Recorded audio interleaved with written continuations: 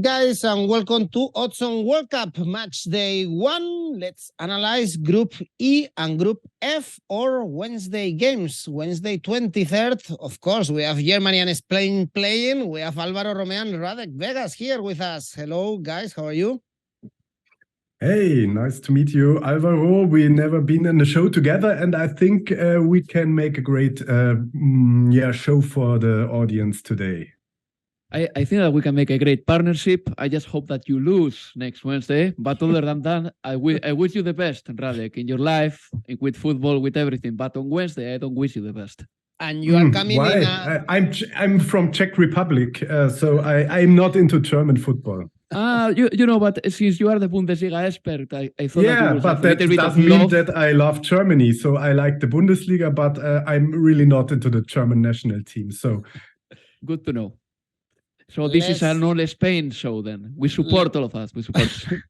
Let's analyze these groups with Alvaro, with Radek, with every one of you. Of course, leave your comments, your tips, and don't forget to press the like and subscribe. And remember that these two guys are coming from nailing their ACCAs in the Bundesliga and in La Liga. So hopefully we have a successful Wednesday. So let's start with the first game, and actually we have Germany-Japan, and since Radek is our Bundesliga expert, let's start with you, Radek, telling us how is the atmosphere, how is the mood in Germany with this new Hansi Flick's national team, the players, in my opinion, if you check the roster, it's impressive. I think people in general, football fans, they are not taking Germany into the favorites. But if we check the team, the players, if we check the manager, I think we should expect big things out of this Germany. What do you think, Radek? Yeah, I think that Germany is the most self-critical country in the world. And I think there's no really a lot of belief in this German national team because of the Europe Championship last year was not really great. And if you look at the results of Germany in this year, 2022, they only won two games, I think, in this year, and out of 8, that's not really good. And they only won against Israel and Italy. That was only one really good game, 5-2 against Italy, the European champion, but the rest just draws and even a loss against Hungary. And the players for sure are under the best players in the world, but this is not a really good team. So first game against Japan will be kind of hard, because I think Germany only can lose here. I don't say that they lose, but they only can lose, because if they're not winning 3-0, 4-0 or something like that, everyone says, okay, not really great, but on the other hand, we don't have to be afraid of Japan, so that's not a really a huge team. But they have some players we know from the Bundesliga, and for sure Japan is a better team, because they have to be more disciplined like the Germans. The Germans are kind of a bit arrogant or self-assured, and at the end they are not 100% focused on this World Cup. So I expect a lot of surprise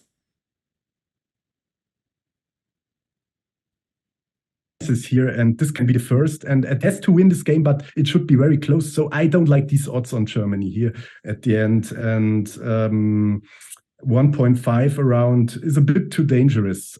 Alvaro, should Germany be not afraid, but respectful, let's say, with Japan? Because as Radek is saying, apart from the players in the Bundesliga, we have also good players in the Premier League, Tomiyasu, Minamino. We have Kubo also in La Liga. Recently, they hold a good record, especially defensively. They don't concede many goals, beating South Korea, beating USA.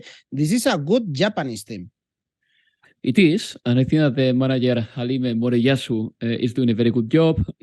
Japan is not alien to the World Cup. They are in fact in their 7th successive World Cup. So this is obviously not an achievement to qualify for them, but they are some of the usual suspects that they are always playing this competition.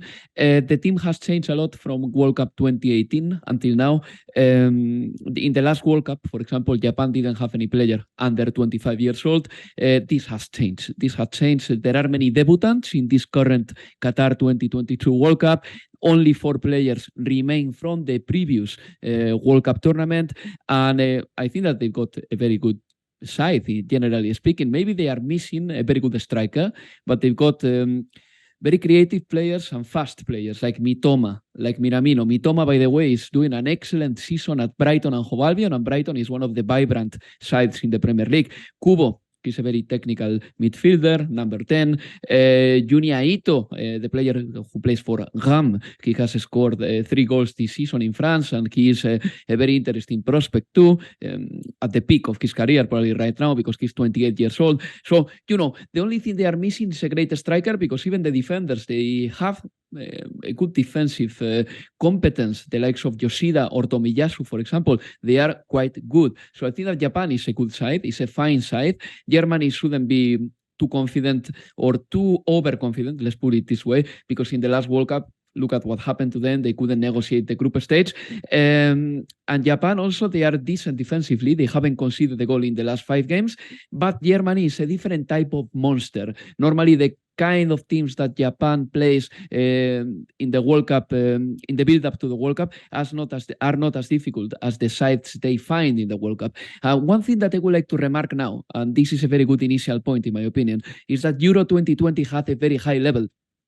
I think that the football level, the pace, the speed, the combinations were very good in Euro 2020, and I think that the rest of the world is a little bit behind European football right now, with the exception of Argentina and Brazil. What I mean with all this is that what I said about Japan is not a lie, but then I want to see how they compare with the European great sides, and Germany for me is one of them. I mean, they got a player like Musiala who is crazy good. I mean, this weekend or last week he had another great display. Then the best midfield in Europe altogether with Spain, in my opinion, with 𝐿𝐵𝐼ch, Goretzka, Gundogan, and so on. Then good wingers, Sané, Gnabry. Maybe they are missing a great striker. Moukoko is still young, even though I expect the best from him. 𝐿𝐵𝐼 is a bit languid, but on a good day he's very dangerous too. I think that Germany is favorite for this game. I think that what Radek said, look, the odds for Germany, 152, they are not brilliant, but if you top it up a little bit with Germany and over 1.5 goals, you put that all together, and that pays 167, and that is the best possible bet I can find here. Radek, you didn't like the odds for Germany to win. Which odds do you like for this game? Which bets you could place in this game? To be honest, none of them all, because I like the one Alvaro said with over 1.5 goals, but this is also something, if you watch at the goal market, as Alvaro said, Japan has the only thing the Asians can do is to defend here and not getting goals. And so the best thing they can do is keep it really good in the defense, and so I expect a low scoring game, and I think Germany is winning 2-0, but no brilliant odds here, and I really I really don't know how Germany will perform. I'm skeptical. Okay, let's move to the next game we have in this group. This is an interesting group, in my opinion, because, of course, Germany and Spain are the favorites, but Japan and Costa Rica are good underdogs, and I think they can make surprises in this World Cup, because we saw Costa Rica also being very competitive in the past, especially in Brazil, and we still have the usual suspects for Costa Rica: Keylor Navas, Brian Ruiz, Joel Campbell, Borges. They've been forever in Costa Rica, and they were able to qualify again this team to the World Cup. They are a very defensive team when it comes to these group stages, but Alvaro, they are competitive, and Spain is one of these teams that they perform way better when they are facing big guns, and it's difficult for Spain when they have to break a close defense. Costa Rica will be a close defense, and still Spain is a big question mark with Luis Enrique. I think no one has any doubt. Is the star of Spain, the manager.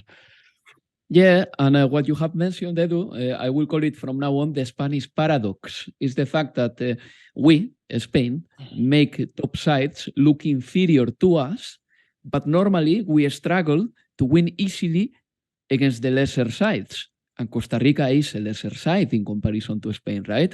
So I think this could be one of those tricky games a little bit for Spain, because everyone will say, yeah, Spain is the big favorite. But the truth, you and I know, is that Spain struggles against the likes of Poland, Sweden. I guess that you can put Costa Rica in that category too.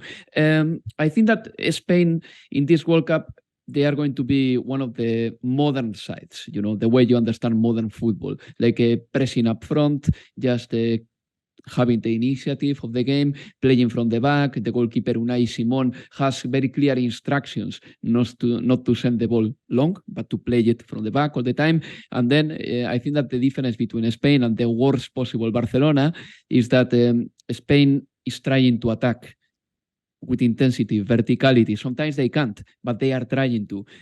However, 𝐘𝐿 or Xavi or some other managers we have seen in the past, that they've got a different system in which sometimes attacking doesn't come so naturally and so quickly. But this Spain is trying. I think that from the tactical perspective, Spain is a modern side.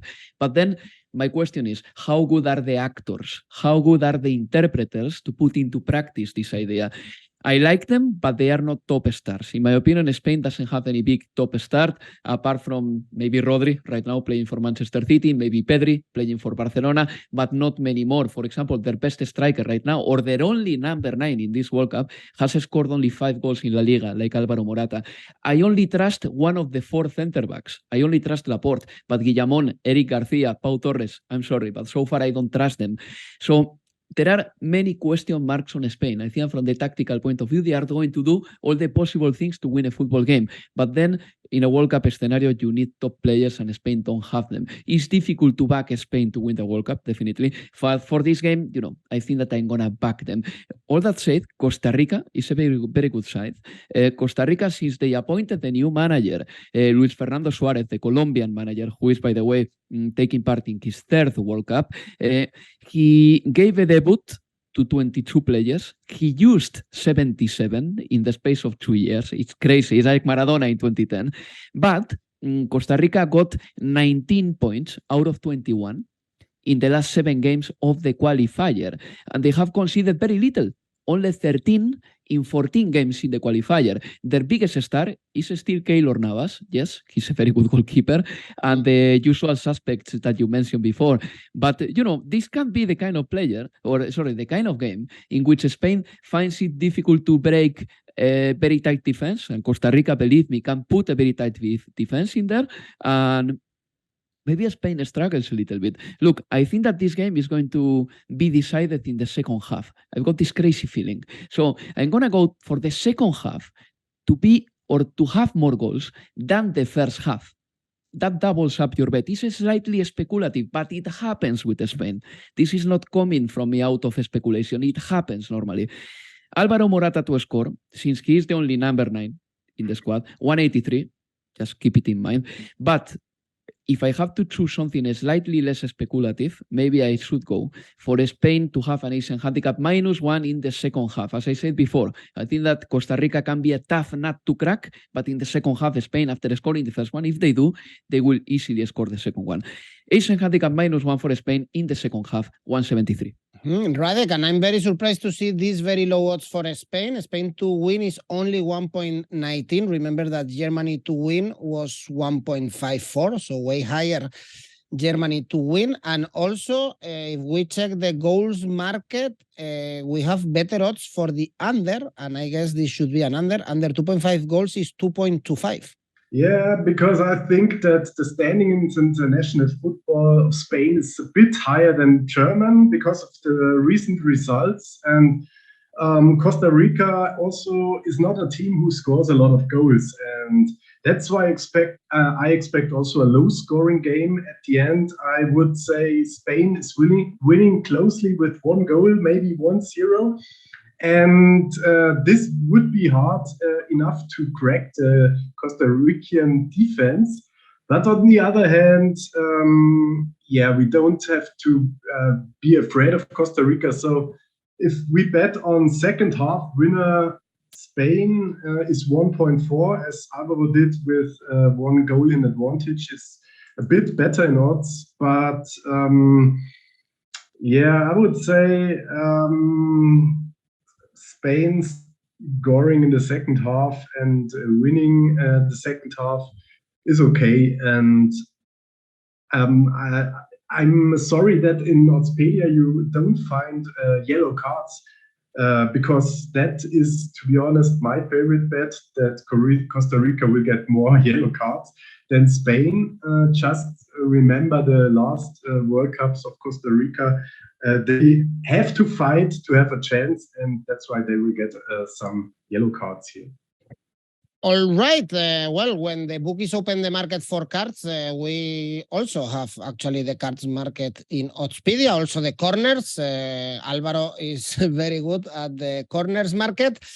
So we have so many options to bet in this Group E with Germany and Spain as favorites, but be careful because the underdogs, Japan and Costa Rica, can disappoint the big guns. Let's move on to the next group, Group F, because in my opinion here we can also see some surprises. The first game we are going to analyze is Morocco-Croatia, and with Croatia we have the previous runner-up in the World Cup with still some good players, of course, led by Luka Modric, but Morocco, Radek, this is a very good team. I think this is a team that can surprise us. They did a good job in Russia, and they have good players. We have Hakimi playing for PSG, and as we know, 𝐜𝐨𝐧𝐧𝐞𝐜, also good players. Some other players playing in La Liga, Abdel Nesiri.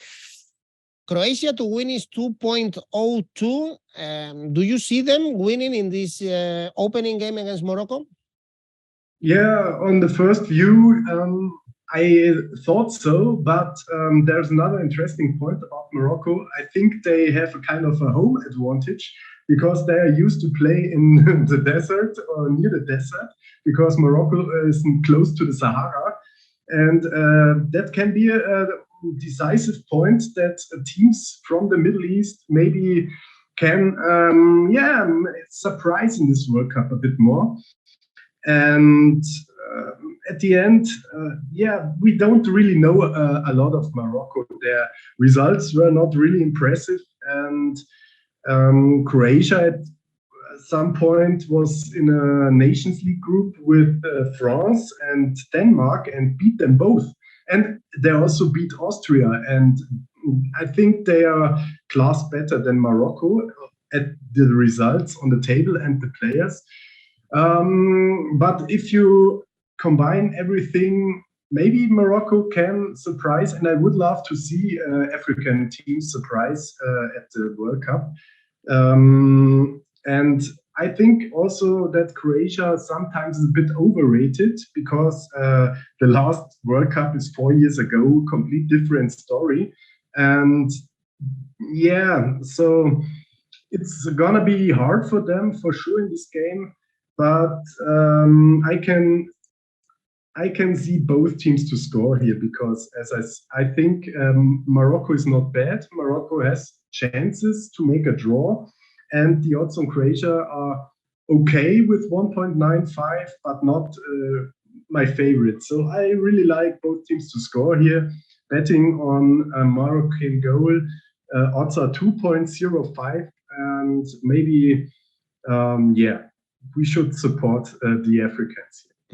Alvaro, Morocco, they have many players playing in La Liga that we know, also an experienced manager.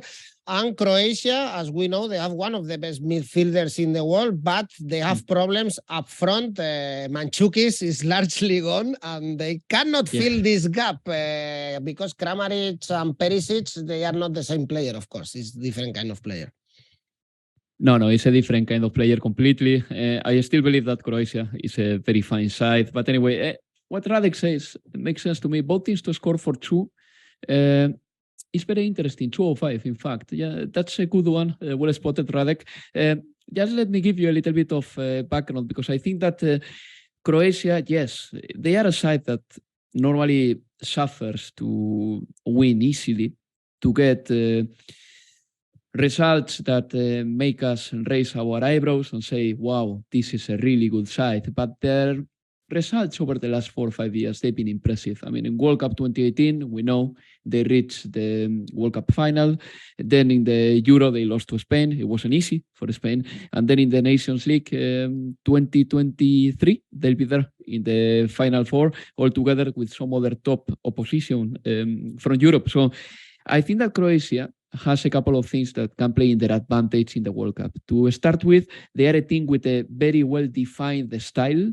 They've got a manager who has been there for a few years, 𝐜𝐭𝐴𝐧𝐧𝐞𝐜𝐭𝐽. There is no big contestation to the manager. They like him. They are a team that has to fight, though, for everything they get. Goals don't come easy for them. And I think that there is nothing explaining this better than the fact that in World Cup 2018, when they reached the final, they got a negative goal difference in the knockout stages, despite reaching the final. This is a team that they have some issues when it comes to scoring, but they've got also some great things. For example, they know how to stay in the game, and the last 5 games of Croatia against very good European opposition, they provide a very good sample of what they are about. They won 3 games by a 1-goal margin. They drew 1 and won 1 game, but by a 2-goal margin. So they are competitive. They tend to win games, but normally by very short margins. And then they have a possession-based football. And then, yes, they don't have anyone like Mandzukic, it's true. But then a couple of strikers can, in my opinion, stand out. 𝐜𝐭𝐴𝐧𝐧𝐸𝐿 is my favorite from Dinamo Zagreb. I hope that he plays. Then the midfield is the best line, for sure, with Brozovic, Kovacic, Modric. And then in defense, they've got Guardiola, a defender that he's going to be playing in a very good level for the next 12 years, because he's excellent for RB Leipzig. When it comes to Morocco, well, they've got a vibrant side, technical ability, that's for sure. And then they have a good goalkeeper with Yacine Bono, with the manager Walid Regragui, who took his job in August. Things have changed. The manager decided to call 𝐜𝐨𝐧𝐧𝐸𝐿 again. In the last friendlies, Morocco got to win Chile, to beat Chile, and they drew with Paraguay, which is very, very promising, I guess. But still, for this game, I think that I'm going to stay with Croatia's stability. Croatia to win 196. I like this one. But if you don't like a lot of goals, because Croatia doesn't score many, well, under 2.75 goals could be your one, 148. But I'm going to stay with Croatia to win 196. Mario Mandzukic, what a player, but he's not with the Croatian national team. Still one of the favorites to navigate this group, although I think Morocco can be the surprise in this group, because the next 2 teams, the next game is Belgium, Canada, and in the last tournaments, we all thought that Belgium could be one of the teams arriving until the end of the tournament, but disappointment after disappointment. And in this tournament, in this World Cup, no one rated them as favorites because there are big doubts around them. Alvaro, one is Lukaku, injured during the whole season. He's not playing for Inter. Hazard in really poor form. Even Ferreira Carrasco, he's not playing greatly for Atlético de Madrid. And let's see how they play against Canada. After 36 years, they are in the World Cup, and they have very good talents like Alphonso Davies, for instance. What do you expect about Belgium? And Alvaro, do you think Canada can surprise us with, I mentioned Davies, but also Hutchinson, and of course, Jonathan David as a striker? Well, 𝐜𝐨𝐴𝐧𝐽, the Porto midfielder who was named Player of the Month in Portugal in September. I think that 𝐜𝐨𝐴𝐧𝐽 is very good as well. I think that Canada was a bit unlucky with the draw, really, because they are playing against Belgium, they are playing against Croatia. These two, I think that they are going to go through, really. Even though Morocco and Canada, they are very good fringe sides. I mean, they are not going to be easy to beat. In fact, Canada came first in the CONCACAF qualification group. Canada doesn't concede many goals, and they got a manager with experience, strangely, in women's team. I mean, you don't see this happening a lot. I mean, a manager with experience and good success in the women's team of Canada got the opportunity to be the senior coach for the men's side, and 𝐬𝐭𝐚𝐲 is doing very well. But in 2022, Canada has had a little bit of a deflated mix of results. They did a very good 2021. In 2022, it hasn't been as great, but still, they managed to beat Qatar back in September. Then they lost to Uruguay 2-0, which is, I think, that's normal. And they've got a few players that they can make the difference. Alphonso Davies, I think that he's the most dominant footballer of the team, and Canada knows how to win without him, because Alphonso Davies, missed 7 games in the qualifiers, and Canada still came top of the group. Then I think that Jonathan David is a very good scorer. 𝐜𝐭𝐴 is a fantastic midfielder in the Xabi Alonso type role, more or less. And I think that Canada can be competitive. But Belgium, look, I agree with everyone. When we think that Belgium is not the force that they should have been in 2018, and they were in a way, because they reached the World Cup semi-finals, beating Brazil. The truth is that this Belgian side is a bit of a lesser side. Yes, they negotiate the group stage to be in the World Cup, top in their group. But then in the Nations League, for example, I still remember that the Netherlands ended up on top of them, because the Netherlands right now, maybe they are some sort of a more composed side. I don't know if Roberto Martinez will be able to just squeeze the last drops from this Belgian side, but still, I think they are dangerous. Some players don't come in the best form, Romelu Lukaku being one of them, Eden Hazard being the other one. But still, I think that they are going to be competitive enough to beat Canada. So for this game, I'm going to go for Belgium to win, plain and simple, 148. And I know that for many of our listeners, 148 may not be enough. So you can top it up, put an extra shot of espresso cafe on it, and put an over 1.5 goals on it. So Belgium to win and over 1.5 goals in the game, 167. Yes, I can see this happening, but as I said before, Canada are a very good side, and Canada was the team that conceded less goals in the CONCACAF qualifying round. So don't think that this is going to be that straightforward for the Belgians. You know well, Radek, Alphonso Davies playing in the Bundesliga in the CONCACAF group for Canada, only 2 defeats away against Panama and Costa Rica. We know, of course, the level of the CONCACAF. Yeah, and that's why I'm not really afraid of Canada, and everything Alvaro said I agree with, because I think Belgium and Croatia are the 2 teams which are still a bit overrated because of World Cup 2018, and at the end Belgium has way more potential than Canada has, and I think the only thing I could trust at the World Cup 2018 was that Belgium is winning high, and I think in this game they also will make it clear. I would say they will win both halftimes. So home at halftime, full time is 2.2, and the alternative would be Belgium Asian handicap -1, but there you only get 1.74 in odds, and I really expect Belgium to start good in this tournament, because I think they're still one of the best sides in Europe, and Canada is completely new to a World Cup, as at least the last 60 or 80 years, and yeah, that's why I think it should be a clear thing. Okay, last 36 years since Canada played the last World Cup. So, guys, you are trusting the favorites. You are trusting the European teams suffering, but with victories from Germany, Spain, Croatia, and Belgium. Let's see if this is the World Cup of the surprises. After the first match day, we will have a little bit more idea on what is going on in the desert in Qatar.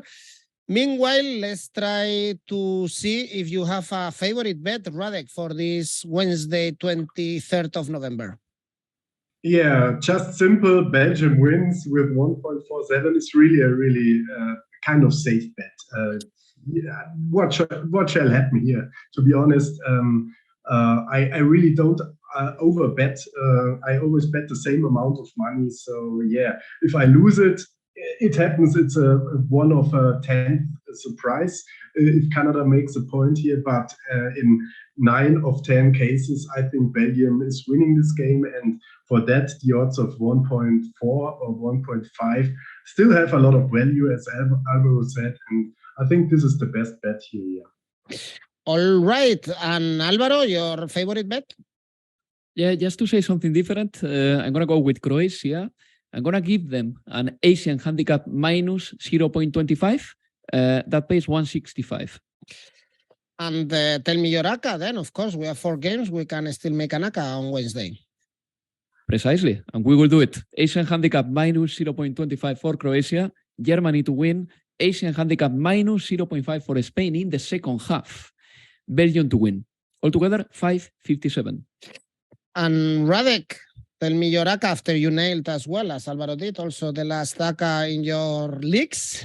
Which one is your first one for the World Cup?